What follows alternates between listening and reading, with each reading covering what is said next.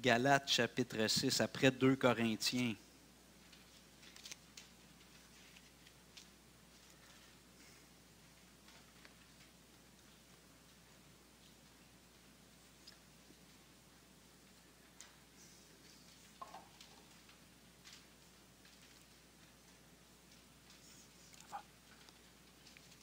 OK. Je n'ai pas eu le temps de saluer Eddie un matin. Ça va mieux? OK.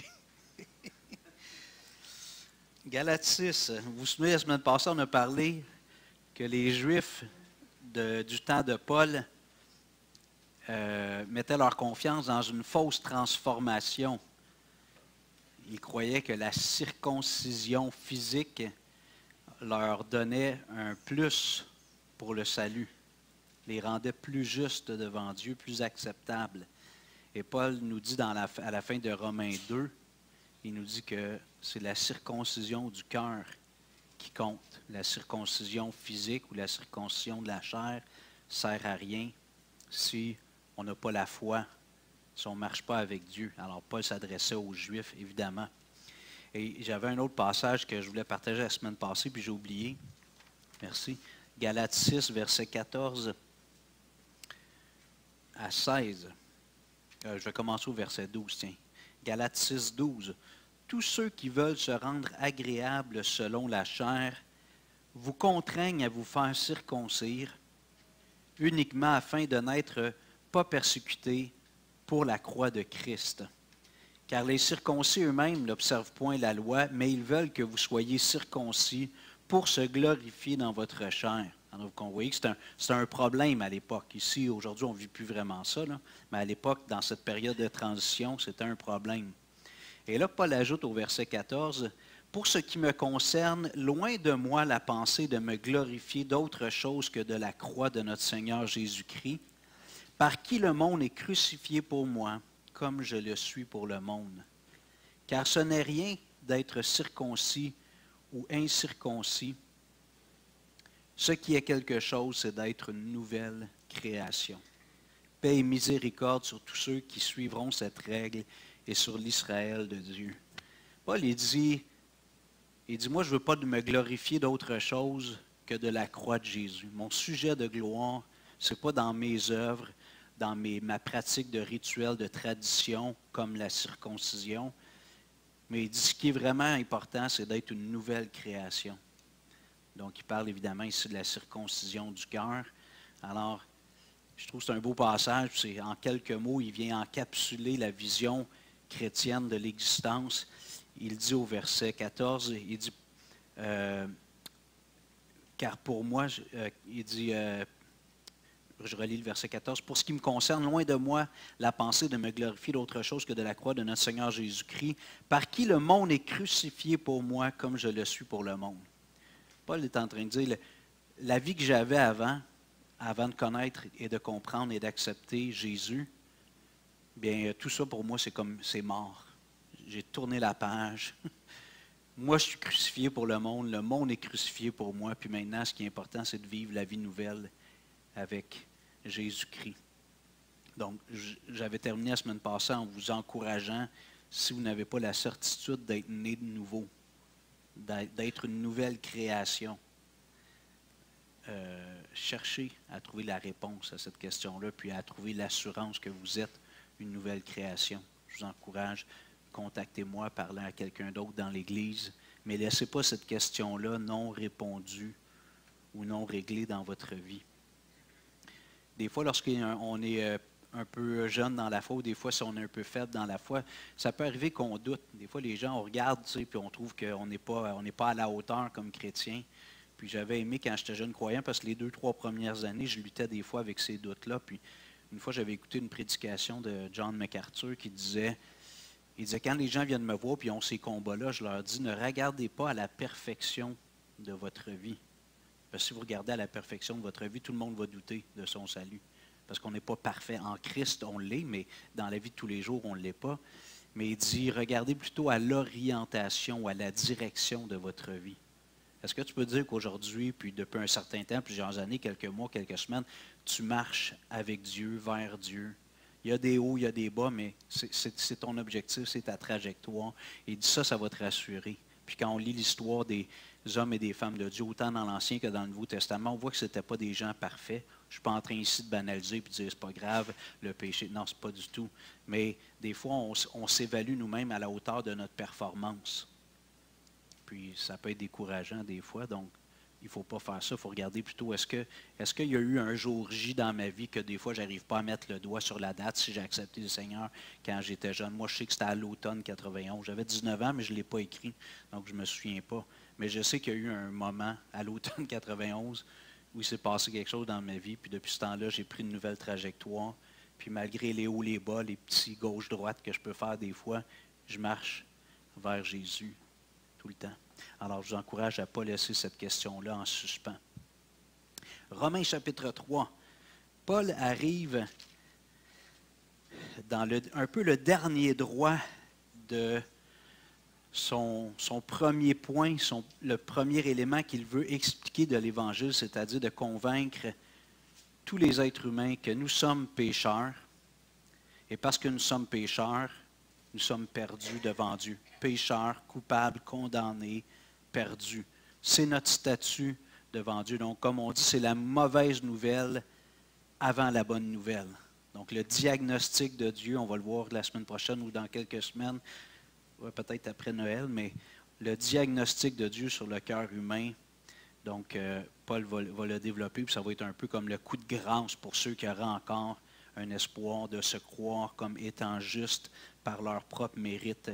Mais ici, Paul, dans les versets 1 à 8 du chapitre 3, il fait un peu ce qu'on appelle en philosophie une théodicée, c'est-à-dire qu'il vient à la défense de la justice de Dieu. Puis on va voir ici, il pose des questions, puis il répond aux questions. Il veut défendre l'intégrité de Dieu.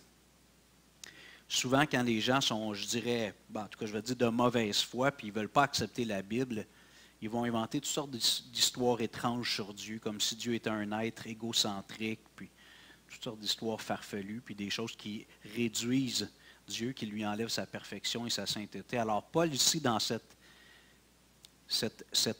explication du fait que tous les hommes sont coupables, entre autres, dans les derniers versets qu'on avait vus, les Juifs également, tous les êtres humains, incluant les Juifs, Paul fait ce qu'on appelle un peu ici une théodicée. Il vient à la défense en quelque sorte de Dieu. On va lire les versets 1 à 8. Romains 3, versets 1 à 8. Alors, vous allez voir, ce matin, il n'y aura pas beaucoup de passages parallèles. Vous voyez sur les feuilles, il y a pas, des fois, j'ai plusieurs versets en dessous de chaque point, mais le passage est quand même chargé, puis Paul questionne, il se répond lui-même. Quel est donc l'avantage des Juifs? Parce qu'il vient dire que la circoncision, elle ne sert à rien si tu n'as pas la foi. Fait que là, il dit, quel est l'avantage des Juifs? Première question. Ou quelle est l'utilité de la circoncision? Il donne la réponse. Il est grand de toute manière et tout d'abord en ce que les oracles de Dieu leur ont été confiés. Deuxième question. Verset 3. Et si quelques-uns n'ont pas cru, leur incrédulité annulera-t-elle la fidélité de Dieu? La réponse, verset 4, loin de là. Que Dieu, au contraire, soit reconnu pour vrai et tout homme pour menteur, selon qu'il est écrit, afin que tu sois trouvé juste dans tes paroles et que tu triomphes lorsqu'on te juge. Verset 5. Troisième question, mais si notre injustice établit la justice de Dieu, que dirons-nous? Dieu est-il injuste quand il déchaîne sa colère? Je parle à la manière des hommes. La réponse, loin de là. Autrement, comment Dieu jugerait-il le monde? Et si par mon mensonge la vérité de Dieu éclate davantage pour sa gloire, pourquoi suis-je moi-même encore jugé comme pécheur? Et pourquoi ne ferions-nous pas le mal afin qu'il en arrive du bien, comme quelques-uns qui nous calomnient prétendent que nous le disons? La condamnation de ces gens est juste. Alors, vous voyez, Paul, il écrit aux gens qui sont à Rome, puis il adresse des problèmes. Tout en exposant l'Évangile, il y a des gens qui accusaient Paul d'avoir de véhiculer des mensonges, puis à quelque part, il vient un peu à sa défense, mais il dénonce et il reprend ce que ces gens-là disent. Alors, trois questions.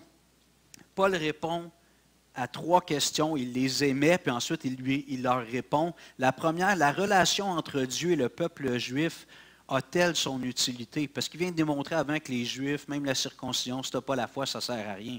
Alors, juste pour s'assurer de remettre les pendules à l'heure, OK, est-ce qu'il y a une utilité? Est-ce que le fait d'être juif, il y avait un certain bénéfice?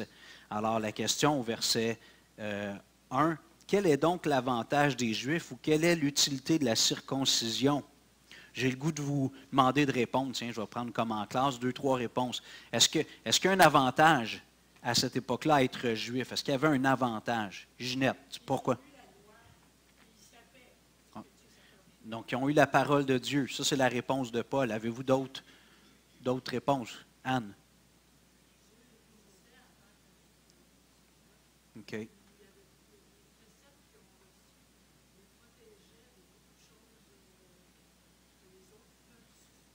OK. Des préceptes. OK. Donc, en ayant la parole de Dieu, il était sous la bénédiction parce que c'était les descendants d'Abraham. Puis aussi, il y avait la parole de Dieu, donc ils étaient protégés d'un paquet d'erreurs. C'est un peu ton idée? OK. OK, parce qu'il y avait la parole de Dieu. Donc, OK, il y avait le guide pour avoir une vie heureuse. André, une idée? OK.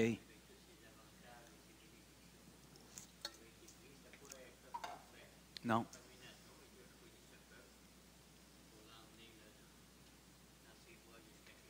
Amen. Donc, le peuple choisi. Martial.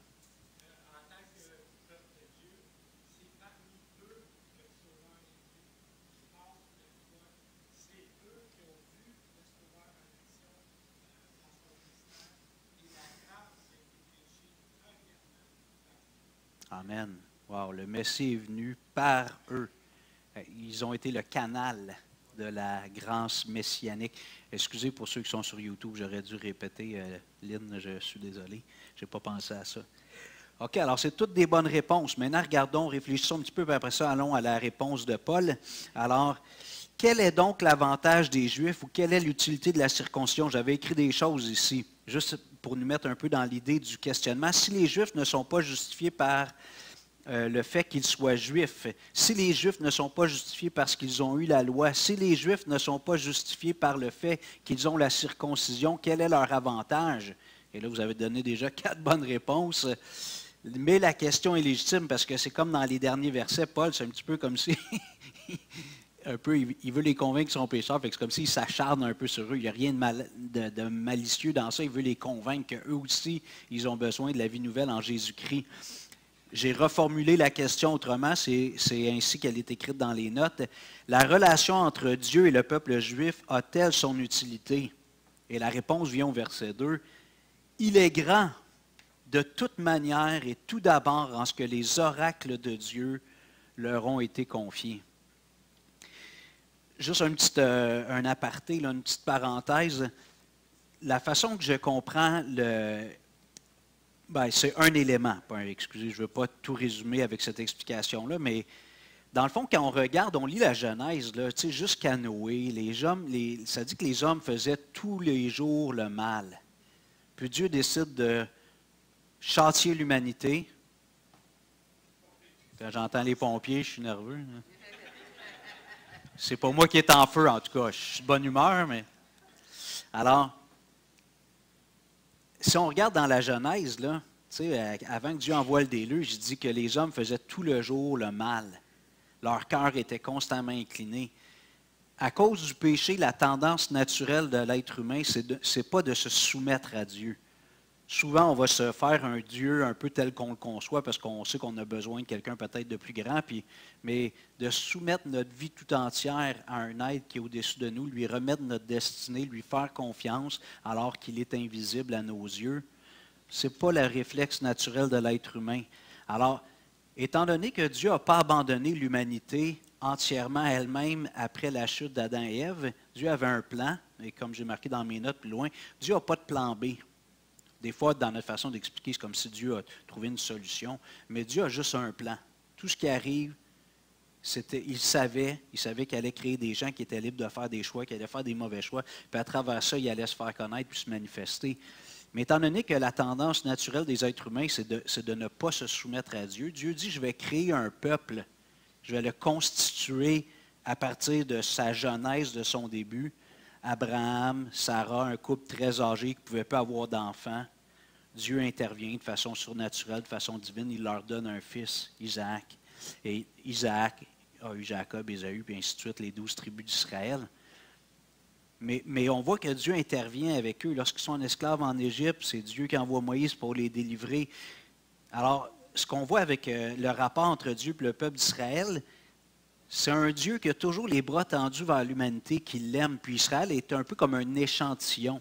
C'est comme si Dieu a créé un échantillon de l'humanité, un peuple avec une identité génétique, ils ont de quoi en commun, ils viennent d'Abraham, puis tout ça. Puis il est toujours en train de leur faire du bien, aller au-devant, les discipliner quand ils ont besoin d'être disciplinés. Mais de façon triste, leur réflexe est toujours de se rééloigner de Dieu. Regardez, ce n'est pas la majorité des Juifs qui croient en Jésus-Christ aujourd'hui. Il y en a des Juifs qu'on appelle des Juifs messianiques qui croient en Jésus. Il y a des églises, je pense souvent, ils se réunissent le samedi. Ce n'est pas parce qu'ils respectent le sabbat en soi, c'est parce que c'est leur identité juive qu'ils vivent à travers leur foi chrétienne. Mais l'être humain est comme ça.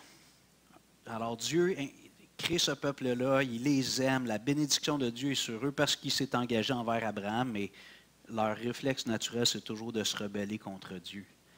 Et il fallait qu'à un moment donné, même ce peuple-là qui a été aspergé, inondé de la grâce, de l'amour, de l'affection de Dieu, il fallait un jour qu'il y ait une transformation intérieure. C'est une leçon pour nous, toutes les nations. Tous les êtres humains, on a le même profil, on a cet ADN en nous, le péché qui agit en nous, et on a besoin un jour d'avoir cette transformation. Donc, toute l'histoire d'Israël, ce n'est pas seulement ça, mais entre autres, c'est une pédagogie pour l'humanité. C'est un long cours que Dieu nous fait, une explication, c'est quoi le cœur humain, c'est quoi son vrai besoin. Et évidemment, Dieu, toutes les autres choses qu'on a dit, Dieu a agi à travers le peuple d'Israël. Alors, ce que Paul nous dit au verset 2, un des grands bénéfices, une des grandes utilités entre la relation de Dieu et les Juifs, excusez-moi, les descendants d'Abraham, il est grand de toute manière et tout d'abord en ce que les oracles de Dieu leur ont été confiés. Alors Dieu s'est adressé à Abraham, il y a eu des récits qui ont été transmis, ce qu'on appelle la tradition orale, selon la tradition juive, c'est Moïse qui aurait écrit la Genèse, les 5 premiers livres, mais c'était tous des récits. C'était transmis oralement d'une génération à l'autre. Alors Dieu s'est adressé à Abraham, il l'a appelé. Il l'a appelé à le suivre. Puis après ça, par la suite, Dieu a parlé à son peuple à travers les prophètes. Finalement, sur la montagne du mont Sinaï, il a donné les commandements, la loi. Et comme vous avez mentionné, plusieurs d'entre vous, le peuple juif a un grand avantage. Puis encore aujourd'hui, ils ont cet avantage. Maintenant, la Bible elle a été traduite puis diffusée en ajoutant le Nouveau Testament dans le monde entier. Mais ils ont eu les oracles de Dieu. Ils ont eu la parole de Dieu. Des fois, les gens disent, si Dieu existait, pourquoi il ne nous parle pas? Dieu a parlé. Dieu a parlé. Dieu a parlé à travers Israël. Et ce matin, je réfléchissais, puis je me disais, dans le fond, même les premiers convertis, les premiers qui se sont convertis à Jésus-Christ après la Pentecôte, qui ont reçu le Saint-Esprit, qui ont constitué une église locale, qui ont prêché l'Évangile, c'était des Juifs. Les apôtres, c'était des Juifs. Donc, les premiers convertis, donc le canal que Dieu a voulu prendre, ça a fonctionné. Évidemment, la masse a rejeté Jésus, une grande partie du peuple juif, mais les premiers convertis, un peu comme ici, tu sais, au Québec, on n'est même pas 1% de chrétiens évangéliques. La majorité des Québécois, des habitants du Québec, rejettent Jésus-Christ. On est moins d'1% à avoir une foi salvatrice en Jésus-Christ. Je ne parle pas du christianisme dans son sens large. Alors, quel est l'avantage des Juifs? Ils ont reçu les oracles de Dieu, ils ont reçu la parole de Dieu. Et plusieurs choses qui ont été mentionnées, c'est exactement ça.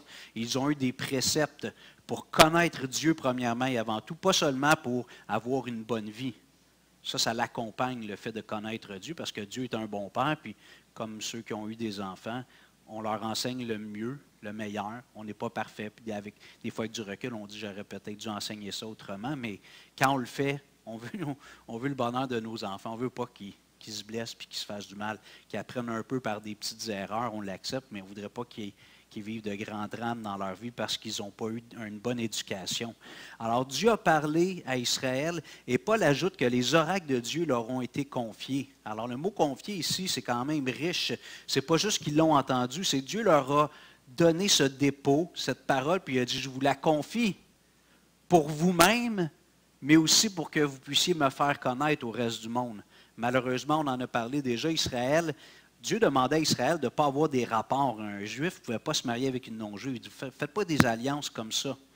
Si une femme ou un homme n'était pas juif, il se convertissait au judaïsme, là, il pouvait se marier, on le voit avec Rahab.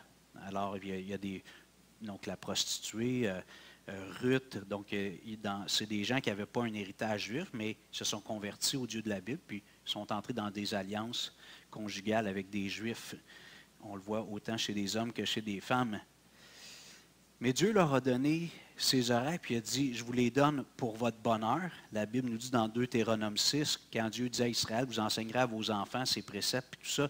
Puis il dit, afin que tu sois heureux, toi et tes enfants.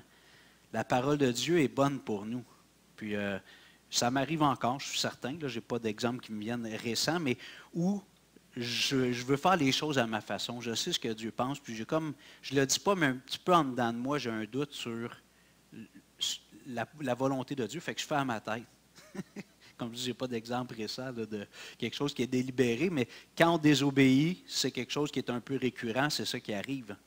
Alors, on sait ce que Dieu dit, mais on pense que notre solution est peut-être meilleure finalement. Donc, on ne fait pas confiance à la parole de Dieu.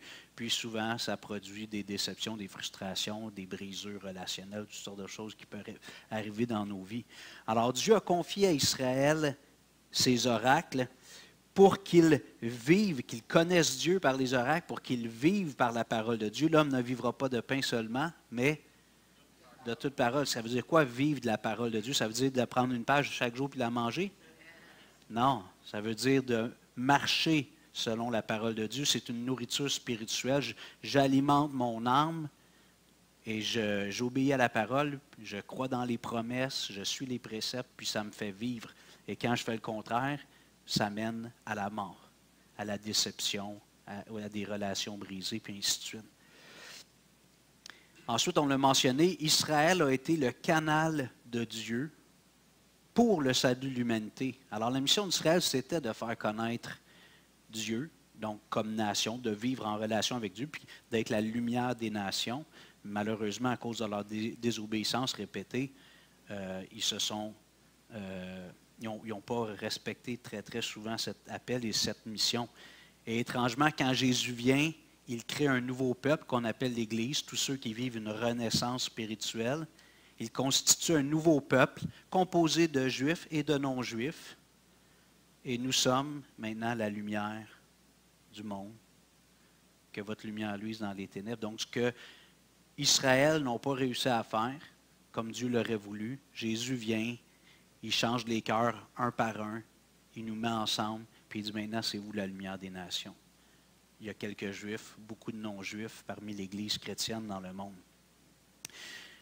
Alors, la première question que Paul posait, est-ce qu'il y a un avantage à être juif finalement, si finalement la circoncision ne sert à rien, puis le fait qu'ils connaissent la vérité, qu'ils ne la mettent pas en pratique, ils ne sont pas mieux que les autres. Donc, Paul répond à la question, oui, il y a un grand avantage à avoir été juif et à l'être encore aujourd'hui, c'est d'avoir cet héritage, puis les différentes bénédictions qu'on a partagées tout à l'heure librement, mais entre autres le fait d'avoir reçu la parole de Dieu et d'avoir été ce peuple de qui est venu. Tu voulais-tu dire quelque chose? Non? Je pensais que tu allais. Okay. Donc, d'être le canal par lequel allait venir également le Messie. Deuxième question, verset 3. Et quoi? Si quelques-uns n'ont pas cru, leur incrédulité annulera-t-elle la fidélité de Dieu? Ça, c'est une bonne question, puis on peut même l'appliquer dans d'autres mots aujourd'hui. Si quelqu'un dit, moi, je ne crois pas que Dieu existe, est-ce que ça fait que Dieu n'existe pas? Bon, c'est simple, mais Paul, c'est un peu ça qu'il dit. S'il y a des gens qui n'ont pas cru en Dieu, ils n'ont pas été fidèles envers Dieu, ils n'ont pas fait confiance à Dieu, est-ce que ça annule la fidélité de Dieu, l'existence de Dieu. Le fait que l'être humain ne soit pas au même diapason que Dieu, ça n'enlève pas qui est Dieu. Lui est immuable. Alors, c'est la deuxième question que Paul fait, dit, « Et quoi, si quelques-uns n'ont pas cru, leur incrédulité annulera-t-elle la fidélité de Dieu? » Je ne sais pas si vous vous souvenez, mais je pense que c'est la dernière fois ou l'autre avant, j'ai dit que dans la langue originale dans laquelle le Nouveau Testament a été écrit, c'était un grec ancien. Le grec moderne est différent un peu, mais le mot fidélité et le mot foi, c'est le même mot. Donc, dans le fond, quand j'ai la foi en Dieu, c'est que je crois que Dieu est digne de confiance. Je crois que Dieu est digne de foi. Puis moi, en croyant en lui, je suis un fidèle. Tu sais, dans les traditions catholiques, il s'adressait aux catholiques comme les fidèles, au peuple fidèle. Jésus nous appelle, on va le chanter dans quelques semaines certainement. Alors, le mot foi et le mot fidélité sont le même mot dans la langue grecque. Et ça nous pousse aussi à voir l'implication de tout mon être. Lorsque je prétends avoir la foi, ce n'est pas juste dans ma tête, ce n'est pas juste cérébral. Si je dis j'ai la foi en Dieu, c'est parce que je suis fidèle à Dieu aussi. Fidèle dans mon credo, ma doctrine, mes croyances, mais fidèle dans ma marche avec lui. Je suis obéissant, la foi obéissante. Alors, si quelques-uns n'ont pas cru, donc à l'époque de Paul, ceux qui voulaient lui faire tomber la tête sur les épaules parce qu'il était devenu chrétien, c'était qui en général? C'est qui voulait la mort de Paul? Les Juifs. Si quelques-uns n'ont pas cru, il y en avait un paquet qui ne croyaient pas, ils voulaient faire mourir Paul. De ville en ville, Paul était poursuivi. Il commence à prêcher l'Évangile, il va toujours dans la synagogue en premier parce qu'il croit que l'Évangile est premièrement pour les Juifs. Il dit dans Romains 1, 16, 17, mais quand il le rejette, là, il trouve un autre endroit puis il se met à prêcher l'Évangile. Puis là, des fois, il y a quelques Juifs qui ont été touchés, qui collent après Paul, mais essentiellement, les convertis dans ces villes-là, c'est des non-Juifs. Puis là, il constitue une église locale, l'église de Rome, l'église de Corinthe, l'église de Philippe, et ainsi de suite. Alors, et quoi, si quelques-uns n'ont pas cru, leur incrédulité annulera-t-elle la fidélité de Dieu? Donc, il y en avait tout plein à son époque des gens qui n'avaient pas cru. Et la question, comme j'ai demandé tout à l'heure, puis vous étiez, je pense, tous d'accord, si les gens ne croient pas en Dieu, ça n'enlève pas que Dieu existe. Alors, de la même façon, si des Juifs, des gens parmi le peuple juif, n'ont pas considéré que Dieu était digne de foi, digne de confiance, ça ne veut pas dire que Dieu n'est pas digne de foi. Dieu est fidèle. Alors, des fois, on pourrait peut-être, et j'entends souvent cet argument-là, si Dieu existait, il n'y aurait pas autant de souffrance dans le monde. Avez-vous déjà entendu ça? Donc, dans le fond, on pourrait dire, si le Dieu des Juifs, le Dieu de la Bible, était vraiment le vrai Dieu, bien, les Juifs auraient tous cru en Jésus, mais la grande majorité l'ont rejeté, ils ont demandé sa mort. Puis encore aujourd'hui, la majorité des gens qui font partie du peuple juif ne croient pas en Jésus. Il y en a qui croient, mais c'est une minorité. La majorité ne croit pas en Jésus. Maintenant, est-ce que ça l'enlève quelque chose à la fidélité de Dieu? Aucunement. Et de la même façon, si les gens ne comprennent pas pourquoi il arrive telle chose dans le monde, pourquoi il y a de la souffrance puis de la douleur, puis des fois, quand on le vit dans notre vie, moi je me souviens, il y a eu des moments où on a vécu des épreuves personnelles ou familiales, puis ça m'a pris un bout de temps avant de digérer ce que Dieu avait permis dans ma vie. Avec ma tête, comme ça allait. Mais dans mes émotions, ça a pris du temps. Donc, il y a des blessures, des fois, qui sont plus douloureuses. Puis, ça ne change pas nécessairement notre croyance, notre désir de continuer à marcher avec Dieu, mais il y a comme une lutte en dedans de nous. Pourquoi? Pourquoi Dieu? David se posait régulièrement cette question-là. Jusqu'à quand? Jusqu'à quand, Seigneur? Je me souviens, quand, vous savez, là, ceux qui étaient là, quand on voulait vendre la maison, ça a pris 3 ans. Dans le fond, 2 ans depuis qu'on était ici à Rivière-des-Prairies, mais je me vois dans ma chambre, jusqu'à quand, je disais, le psaume, semble c'est le psaume 13, jusqu'à quand, Seigneur? Pourquoi? Je ne comprenais pas, puis j'étais déçu, fâché des fois. Mais Dieu a été fidèle. On regarde en arrière, dans notre vie, les fois où on se demandait, Dieu, pourquoi tu permets ça? Souvent, c'est après coup, quand on regarde dans le rétroviseur, on dit, Dieu a été fidèle. Dieu a été fidèle. Donc, moi, mon incrédulité, le fait que j'ai douté de la bonté de Dieu puis de sa fidélité par moment, ça n'empêche pas que Dieu a été fidèle. Il a promis de prendre soin de moi, de prendre soin de tous mes besoins. La réponse de Paul, verset 4, loin de là. Et ici, dans le fond, Paul, ça revient à quelques reprises, en tout cas dans cette version-là, Louis II, version Genève révisée. On pourrait dire jamais de la vie. Littéralement, que la chose n'arrive. C'est comme une négation du verbe arriver. Que cette chose-là n'arrive jamais. Donc, il pose la question, est-ce que l'incrédulité de certaines personnes annule la fidélité de Dieu? Sa réponse, loin de là. Jamais de la vie, que la chose n'arrive. Verset 4, loin de là. Que Dieu, au contraire, soit reconnu pour vrai et tout homme pour menteur, selon qu'il est écrit, afin que tu sois trouvé juste dans tes paroles et que tu triomphes lorsqu'on te juge. Donc, ici, Paul, il ne part pas dans un chapitre complet à donner plein d'exemples, et tout, mais il répond, il dit au contraire. Si plusieurs hommes, plusieurs Juifs n'ont pas cru en Dieu, ça met en valeur la fidélité de Dieu parce que lui, il continue à accomplir son plan. Puis, tu sais, si on veut être honnête, quand on lit dans la Bible, mais si on regarde l'histoire d'Israël depuis des milliers d'années maintenant, Dieu prend soin de ce peuple-là. Puis après la destruction du temple en l'an 70 jusqu'en 1948, Israël avait comme plus vraiment de territoire reconnu. Ça, c'est quasiment 2000 ans. Tu sais, fait que je peux comprendre que peut-être des fois des chrétiens durant ces 2000 ans-là se disaient, coudonc, est-ce que Dieu les a oubliés? Finalement, en 1948, après la plus grande persécution que les Juifs ont vécue avec le régime nazi d'Adolf Hitler, la moitié des Juifs ont été tués. Puis son intention, c'était de les tuer les 12 millions. Il a réussi à en tuer 6 millions sur 12. C'est quelque chose, hein? Quelque chose. On pense ici, on est 40 millions au Canada. Imagine que quelqu'un dit, moi, je veux éliminer les Canadiens. Il réussit à en éliminer 20 millions. Il y en a 20, mais quand même, 20 millions. Mais après ce grand drame, qu'est-ce que Dieu a fait? Le concert des nations ont dit, OK, il faut donner un territoire à ce peuple-là parce que durant cette persécution-là, ils étaient éparpillés dans le monde, les Juifs. Il faut leur donner un territoire géographique où ils peuvent se réunir, dire ça chez nous, puis on peut se défendre.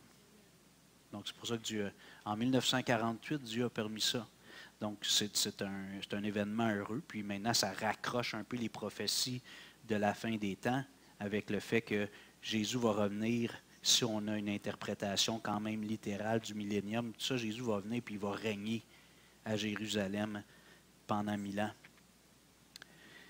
Donc, la fidélité de Dieu se manifeste à travers l'histoire d'Israël. Elle se manifeste sous un aspect, si vous permettez, négatif.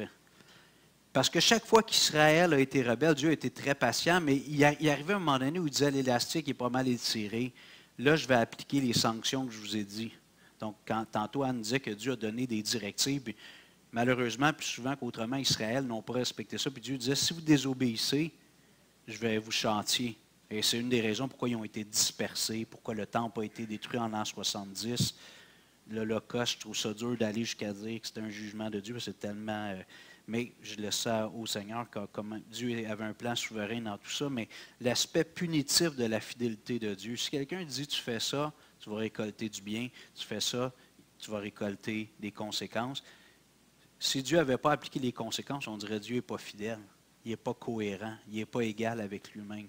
Donc, dans l'aspect punitif envers Israël, Jésus a dit aux disciples, il dit mon sang va retomber sur votre tête. Donc, ils ont demandé la mort de Jésus.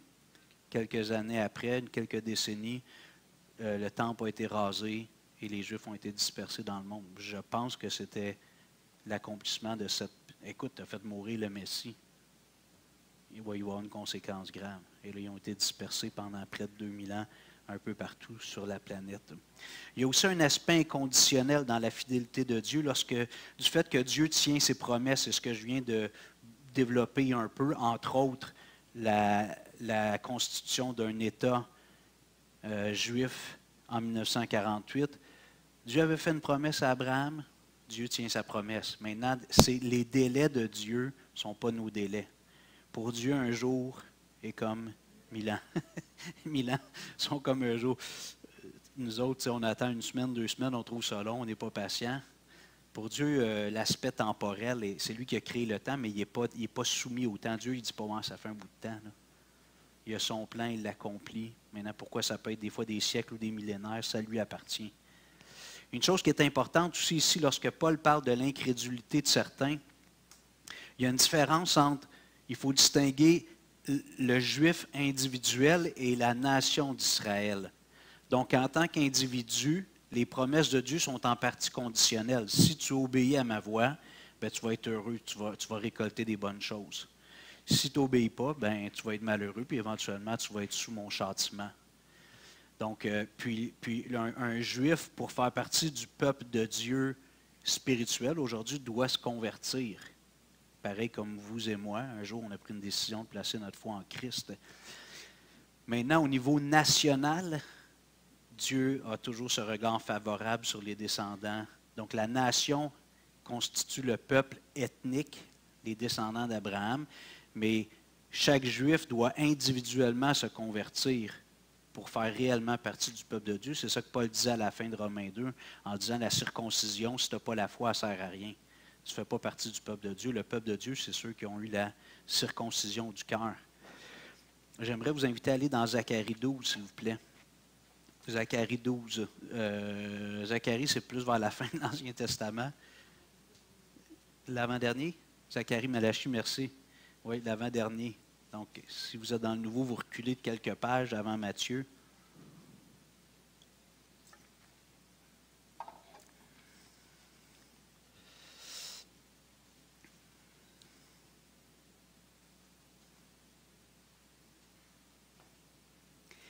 Zacharie 12, 10. Ça, c'est avant que Jésus vienne, une prophétie formidable. Alors, je répandrai sur la maison de David, et là, il parle ici, bon, des Juifs, dans la tribu de Juda en particulier, et je l'ai expliqué, mais le mot juif vient du mot Juda aujourd'hui. OK? Puis David venait de la tribu de Juda. Alors, je répandrai sur la maison de David et sur les habitants de Jérusalem un esprit de grâce et de supplication. Et ils tourneront les regards vers moi, celui qu'ils ont percé. Ils pleureront sur lui comme on pleure sur un fils unique. Ils pleureront amèrement sur lui comme on pleure sur un premier-né. D'après vous, de qui ça parle ici, celui qui a été percé, un fils unique, un premier-né? C'est Jésus. Et je crois que ce jour-là n'est pas encore venu. On va le voir dans Romains 10 et 11. Romains 11 en particulier. Puis cette prophétie-là, elle est reprise, vous vous souvenez où? Dans quel livre que cette prophétie-là est répétée? Apocalypse. Ils vont se tourner vers moi, celui qu'ils ont percé.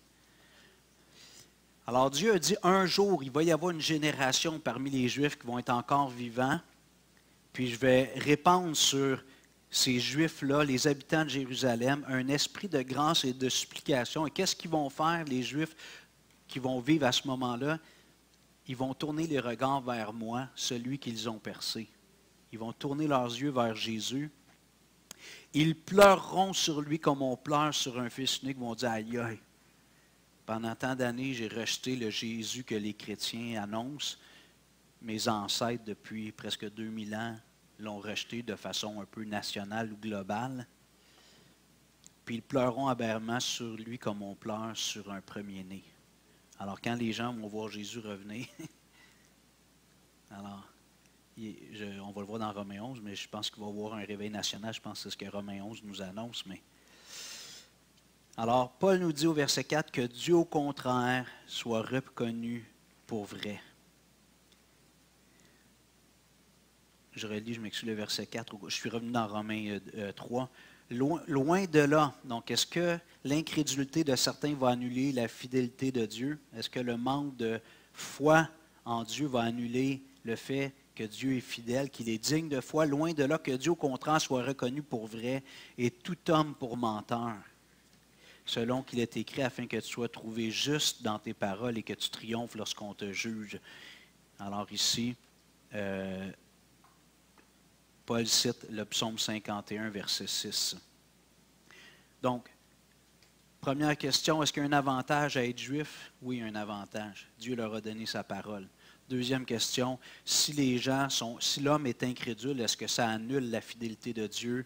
Pas du tout, même ça met en valeur la fidélité de Dieu, parce que notre bêtise humaine, puis la fidélité de Dieu, l'engagement de Dieu, ça le met en valeur. Dieu tient sa parole, il est fidèle à lui-même.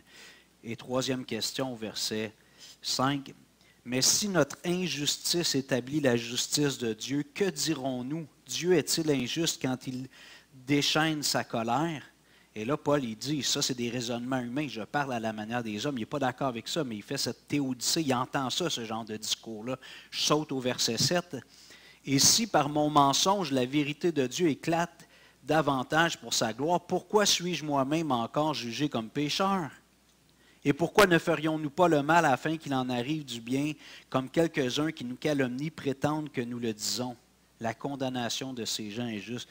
Paul vient de dire dans sa deuxième question que le fait que certains hommes, beaucoup d'êtres humains ne croient pas en Dieu, ça fait ressortir la fidélité de Dieu. Alors c'est comme si, quand les êtres humains agissent mal envers Dieu, bien, quelque part, ça le met en valeur. C'est comme s'il y a les ténèbres puis la lumière. Quand il fait très noir, tu allumes une petite allumette, ça brille.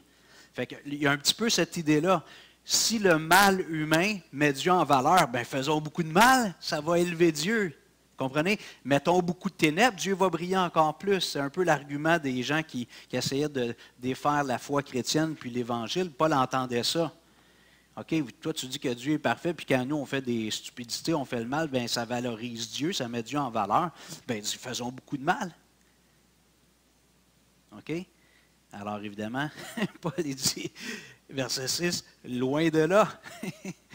Loin de là. Autrement, comment Dieu jugerait-il le monde? Imagine si Dieu, pour sa gloire personnelle, sa radiance, il capitalisait sur notre péché. Il disait, quand les êtres humains font du mal, ça me met en valeur. C'est ça qui arrive dans les faits, c'est ça que Paul vient de dire, mais c'est de prêter des intentions à Dieu qui sont vraiment perverses, dans le sens tordu. OK, plus les êtres humains sont imbéciles, plus moi je passe pour un sage. Il y a des gens qui font ça, hein? Ils abaissent pour s'élever. Peut-être qu'on l'a déjà fait. Okay? On l'a peut-être tous déjà fait. Il y en a qui sont plus caractérisés par ça. Et là, c'est ça que des gens disaient. Ils disaient, écoute, si le péché humain, puis c'est vrai, je veux dire, le fait que Jésus soit venu dans Philippiens 2, on va en parler au mois de décembre, Jésus, à cause du péché humain, Dieu nous a démontré son amour comme jamais auparavant. Jamais on n'aurait pensé que Dieu viendrait dans un corps humain qui vivrait modestement à Nazareth, fils d'un charpentier, puis qui ne serait pas reconnu à cause d'un statut social royal. Et là, il a obéi, puis finalement, il est allé mourir à la croix, puis alors que sa vie semblait un échec total, c'était l'amour de Dieu, la puissance de la croix, la puissance de la résurrection. Fait que vous comprenez, c'est pas faux de dire que la méchanceté humaine met en valeur l'amour, la grandeur, la sainteté, la justice de Dieu.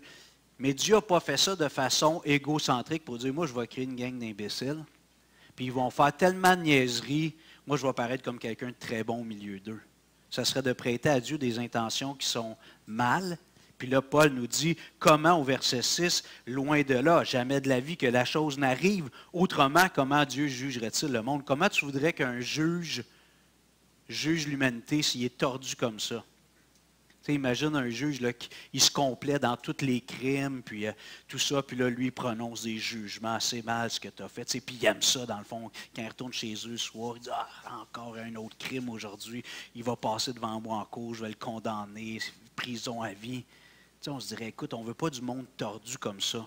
On s'attend à ce que les juges, même s'ils sont imparfaits, ce soient des gens qui aiment la vérité, puis qui ne sont pas dans ces positions-là pour juste se faire valoir. Puis plus il y a des criminels, plus ils sont contents, parce que plus ils sont utiles, puis leur grande sagesse légale les met en valeur. Alors, il y a des gens qui disaient ça. Dieu est comme ça. Et ça me fait penser un peu à Genèse chapitre 3. Vous souvenez-vous ce que Satan a dit à Ève? Il a dit, Dieu a-t-il réellement dit? Le doute. Est-ce que Dieu a vraiment dit ça? Puis après ça, il va plus loin, il prête des intentions perverses à Dieu. Quand je dis perverse, je veux dire tordu. Il dit, Dieu sait que quand vous allez manger ça, vous allez être comme lui. Puis il ne veut pas avoir de rivaux. Il veut rester le roi de la montagne. Donc ça, c'est la tactique du diable. Dans le jardin d'Éden, c'est comme ça qu'il réussit à séduire Ève et Adam en attaquant la parole de Dieu. Dieu a-t-il réellement dit? Deuxièmement, en attaquant l'intégrité de Dieu. Et si on revient au passage ici, la première chose que Paul demande, c'est est-ce qu'il y a un avantage à être un juif finalement? La réponse de Paul, c'est quoi? C'est oui, parce que quoi? Ils ont reçu la parole de Dieu. Ce que Satan a souillé dans le jardin, Dieu leur a donné par écrit, noir sur blanc. Bon, au début, c'était gravé dans de la pierre.